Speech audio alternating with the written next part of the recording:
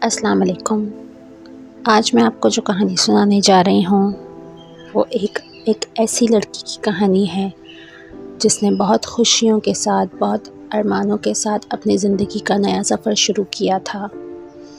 ये कहानी मेरी अपनी कज़न की कहानी है जो बहुत खूबसूरत और पढ़ी लिखी लड़की थी।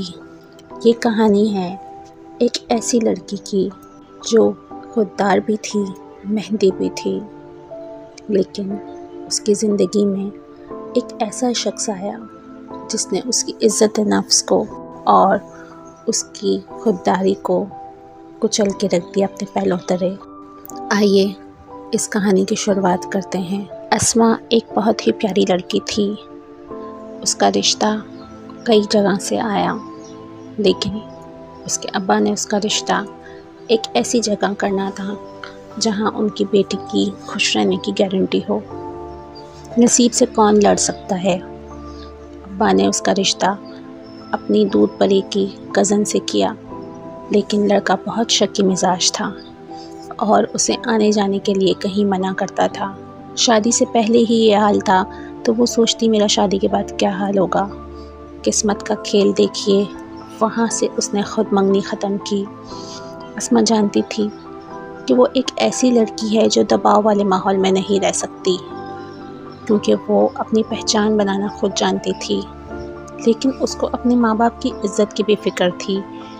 इसीलिए उसने अपने हर राज से अपने अब्बा को वाकिफ़ किया और इस रिश्ते को ख़त्म कर दिया। उसके मामू के बेटे का उसके लिए रिश्ता आया। उसके मामू, उसकी मुमानी बचपन से ही उनके ऊपर बहुत जान छिड़कते थे। उस रिश्ते के लिए उसकी अम्मा बहुत खुश थी कि ये रिश्ता मेरी बेटी के लिए बहुत अच्छा साबित होगा, लेकिन किसे पता था कि आगे जाके इसी रिश्ते की वजह से उनकी बेटी की ज़िंदगी बर्बाद हो जाएगी। अस्मा की शादी बहुत धूमधाम से हुई थी। उसने बहुत चाव से, बहुत प्यार से अपने लिए हर चीज़ बनाई, अपने कपड़े, अपने ज़ेवर, अपने जूते, हर चीज़। लेकिन लड़कियां इन चीज़ों में खोकर अपने आगे की ज़िंदगी को भूल जाती हैं। उसकी मामू का बेटा कभी कभार उसे मैसेज पे बात किया करता था, लेकिन वो वैसे बात नहीं किया करता था जिस तरह से दूसरे लड़के शौक़ो चंचल होते हैं। शादी हो गई। उसकी शादी के साथ उसकी अपनी कज़न की भी शादी हुई थी उसी घर में, यानी कि उसके शौहर के बड़े भाई से उसकी अपनी खाला की बेटी की शादी हुई थी। दोनों में बचपन से ही बहुत दोस्ती थी, इसलिए दोनों बहुत खुश थीं कि दोनों एक ही घर में जा रही हैं और उन्हें बहुत आसानी होगी। आसानी तो बहुत हुई, लेकिन आगे चल के मुश्किलात भी हुई। उसका शौहर एक नफसियाती किस्म का शकी मिजाज था। शुरू में उसे पता ना चला। शुरू में वो उससे मोहब्बत करता, उससे प्यार करता और उसका बहुत ख्याल रखता। उसकी मुमानी जब साथ रहने लगी तो पता चला कि वो एक नरम मिजाज खातून नहीं है, बल्कि वो एक सख्त मिजाज और अपने उसूलों की पक्की खातून है। मामू के बारे में तो वो बचपन से जानती थी कि वो दुनिया से अलग थलग रहने वाले हैं, अपने बच्चों से ज़्यादा घुलते मिलते नहीं हैं, तो ज़ाहिर है बहुओं से कहाँ मिलेंगे। लेकिन मुमानी के बारे में तो वो जानती थी कि एक मोहब्बत वाली खातून है, लेकिन जब वो उसकी सास बनी तो वो एक साथ चेंज हो गई। अब वो क्या करती, ज़ाहिर ज़िंदगी में गुजारा करना था। गुजारा करती रही, कभी शिकायत करती, लेकिन उसके अम्मा अब्बा कहते कि बेटी को ही ज़िंदगी में झुकना पड़ता है, सब कुछ बर्दाश्त करना पड़ता है। उसका शौहर अच्छा तो था, लेकिन उसके अंदर एक खामी थी। बहुत अमीर होने की वजह से वो ये कहता था कि जो चाहिए मुझे बता दो, लेकिन फिर तुम्हें हाथ में पॉकेट मनी नहीं रखूँगा, यानी कि जेब खर्च में हाथ पे नहीं रखूँगा। वो बहुत कहती थी कि मेरे हाथ पे कुछ जेब खर्च रखिए, ताकि मुझे पता तो चले मुझे अपनी मर्ज़ी से कोई चीज़ लेनी है, देनी है। लेकिन शौहर और सास इस चीज़ के सख्त ख़िलाफ़ थे। उन्होंने कहा महंगी से महंगी चीज़ चाहिए तो जाके शौहर के साथ ले लो या उसे बताओ, तुम्हारे हाथ में पैसे नहीं देंगे। इस चीज़ ने उसे चिड़चिड़ा कर दिया था और वो सोचती कि उसकी अपनी पहचान कहाँ है। वो लोग चाहें जैसे भी चला सकते हैं उसे। उनके घर वालों का ये दस्तूर था कि बहुओं से घर की बातें छुपाई जाती थीं। बहुओं के घर के राज़ों में शामिल नहीं किया जाता था कि कहीं ऐसा ना हो कि बहुएं अपने अपने मैके में जाके ये सारी बातें बता दें। اس کی اپنی کزن سے یعنی کہ اپنی جٹھانی سے بہت اچھی دوستی تھی، جو کہ بچپن سے چلی آ رہی تھی۔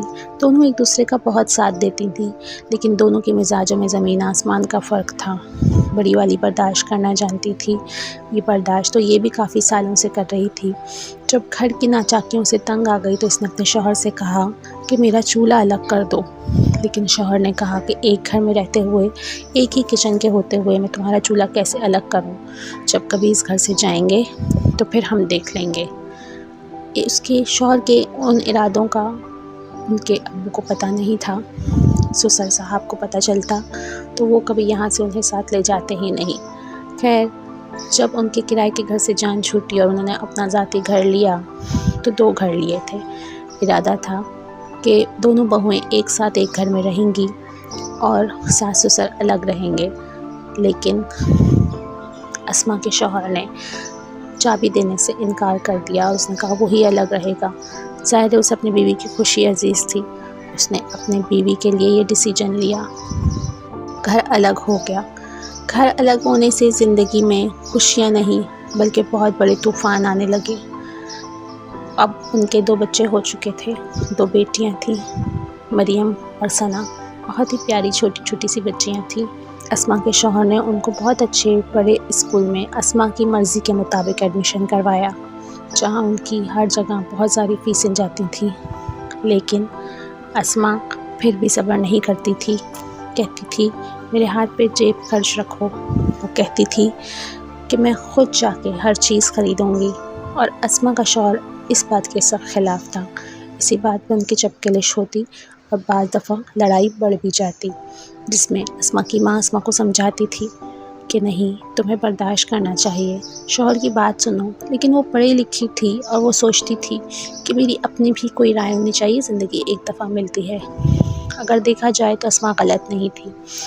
تھوڑے عرصے بعد ان کے یہاں 30 بیٹے کی پیدائش ہوئی۔ 2 بیٹیوں کے بعد بیٹا پیدا ہوا تو ان کے گھر میں خوشیاں آ گئیں، لیکن تھوڑی عرصے بعد پھر سے وہی پرانی چپکلش شروع ہو گئی، لیکن اس بار یہ چپکلش اور لڑائی جھگڑے مار پٹائی میں تبدیل ہو گئی۔ اسما دبنا نہیں جانتی تھی، اپنے شوہر کا 2 بدو مقابلہ کرتی۔ اس کا شوہر جب اس کے اوپر ہاتھ اٹھاتا تو وہ خود بھی پلٹ کر اس کے اوپر وار کرتی۔ بچے یہ دیکھ دیکھ کر تنگ آ چکے تھے، ماں باپ پریشان ہو چکے تھے کہ جو وہ ساتھ رہ رہی ہے وہ بہت خوش نظر آتی ہے، لیکن اسما تو اب الگ تھی۔ اب اسے کس بات کی فکر تھی؟ وہ کیوں خوش نہیں رہ سکتی اپنے شوہر کے ساتھ؟ معاشرے کی نظر میں اسما ہی غلط تھی کہ الگ رہنے کے باوجود بھی اپنے شوہر کے ساتھ گزارا نہیں کر پا رہی ہے۔ اسما نے جیب خرچ نہ دینے کا یہ حل نکالا کہ وہ سلائی میں بہت ماہر تھی۔ وہ سلائی لینے لگی، سوشل میڈیا پر سے اس نے اپنی پروموشن کی اور اسے اچھی خاصی سلائی ملنے لگی۔ سلائی کرنے کے ساتھ ساتھ اس نے بچوں کو ٹیوشن دینا بھی شروع کر دیا۔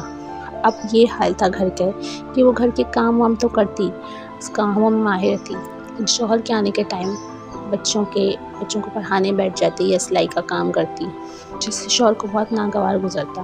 اس کے شوہر کو شروع میں اعتراض نہیں تھا کہ وہ سب کچھ کرتی ہے، لیکن جب گھریلو زندگی ڈسٹرب ہونے لگی تو اس کے شوہر کو اعتراض ہونے لگا۔ اب اسما سے وہ اس بات پہ لڑتا تھا کہ تم ہر وقت ٹیوشن کے بچوں کے پیچھے یا سلائی کے پیچھے لگی رہتی ہو، اپنے بچوں پہ بھی توجہ دو۔ اسما سے ایک غلطی اور بھی تھی، وہ بنا بتائے شوہر کو اپنے بچوں کو لے کر کہیں بھی چلی جاتی تھی۔ جب شوہر گھر آتا، چابی سے دروازہ کھولتا کو گھر میں کوئی نہ ہوتا، فون کرتا تو کہتی میں بھی تھوڑی دیر میں آ جاؤں گی۔ کہاں جاتی تھی، کس سے ملتی تھی، کچھ بھی پتہ نہیں تھا، نہ آج تک پتہ چلا۔ خیر، تھوڑے ٹائم تو یہ شوہر نے برداشت کیا، لیکن اس کے بعد شوہر نے اماں ابا سے شکایت کرنی شروع کر دی۔ اسما کے اماں ابا شکایت کر کے وہ کہتا کہ یہ اس طریقے سے کرتی ہے، میرے حقوق پورے نہیں کرتی ہے، تنگ کرتی ہے مجھے۔ اسما کے اماں ابا بہت سمجھاتے تھے، اسما کے اماں ابا تو خود کرائے کے گھر میں رہتے تھے، لیکن کیا کرتے، وہ اپنی بیٹی کو سمجھاتے، لیکن ان کی بیٹی سمجھتی ہی نہیں تھی۔ تھوڑے عرصے بعد دونوں میں اتنی بڑی لڑائی ہوئی کہ اسما کے شوہر نے اسما کو رکھنے سے ہی انکار کر دیا۔ وجہ یہ تھی کہ اسما کا شوہر کہتا تھا کہ اسما رات کو اپنے پتہ نہیں کس دوست سے بہت زیادہ فون پہ باتیں کرتی ہے، لیکن اسما کہتی تھی ایسی کوئی بات نہیں، میں اپنی بہنوں سے باتیں کرتی ہے۔ اب سچ کیا ہے، جھوٹ کیا ہے، یہ تو اللہ کو ہی پتہ۔ اسما کے شوہر نے اسے رکھنے سے انکار کر دیا۔ اسما اپنے ماں باپ کے گھر آ گئی۔ اسما کے گھر میں اس کے بھائی بھاوج بھی رہتے تھے۔ ان کا کرائے کا گھر تھا۔ بھائی کے بھی 2 بچے تھے۔ ظاہر بھائی بھابھی کب تک برداشت کرتی۔ سب نے بہت سمجھایا، سب اس کی خیر خواہی چاہتے تھے، لیکن اسما نہیں مانی۔ اتنی بدتمیزی کی اس نے اپنے شوہر کے ساتھ، اپنے ساس سسر کے ساتھ، کہ اسما کے شوہر نے اب اسے خود رکھنے سے انکار کر دیا۔ پہلے وہ بھی کئی بار روٹ کے گئی تھی، لیکن اسما کا شوہر منا کے لے آتا تھا۔ اس کے سسر اور اسے جیٹ جا کے منا کے لے آتے تھے، لیکن اس بار تو وہ اتنی بدتمیزی کر آئی تھی کہ سب نے ہی انکار کر دیا تھا کہ وہ اب اس معاملے میں کچھ بھی نہیں کہیں گے۔ یہاں میں آپ کو بتاتی چلوں کہ اسما کی اماں اور اسما کے سسر دونوں سگے بہن بھائی تھے۔ بہن بھائیوں کے رشتے میں بھی فرق آ گیا تھا اسما کی وجہ سے، لیکن کیا کریں، اسما اپنے دماغ کے ہاتھوں مجبور تھی۔ وہ ایک نفسیاتی شخص کے ساتھ رہ کر خود بھی نفسیاتی ہو گئی تھی۔ وہ سب کو نیگیٹو نظروں سے دیکھتی تھی۔ اس نے یہ بھی نہیں سوچا کہ اس کے 3 بچوں کا کیا ہوگا، وہ کیا کرے گی۔ اپنے اماں کے گھر آ کے پڑاؤ ڈالا اور دھڑا دھڑ سلائی شروع کی۔ وہ سلائی کا کام لیتی اور وہ سوچتی تھی میں اپنے بچوں کو پال لوں گی۔ اب جب اس کے گھر والوں نے اس کے شوہر سے مطالبہ کیا کہ وہ بچوں کے اسکول کا خرچہ پانی دے، تو اس کے شوہر نے صاف انکار کر دیا کہ میں یہ سب کچھ کیوں کروں، میں نہیں کروں گا۔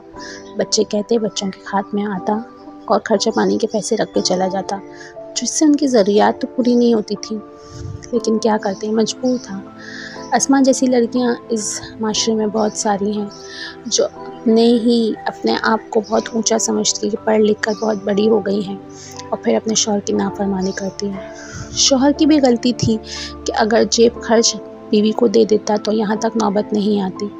کچھ ضد اس کی مانتا، کچھ اپنی منواتا، محبت سے گھر بن جایا کرتے ہیں، لیکن یہاں تو دونوں فریق ہی جھکنے کو تیار نہیں تھے۔ اسما آج بھی اپنی ماں کے گھر پہ رہتی ہے اور کوشش کرتی ہے کہ کسی طرح اپنے بچوں کو اچھے سے اچھا پڑھا لکھا لے۔ اس کا شوہر کبھی خرچہ دیتا ہے، کبھی خرچہ نہیں دیتا۔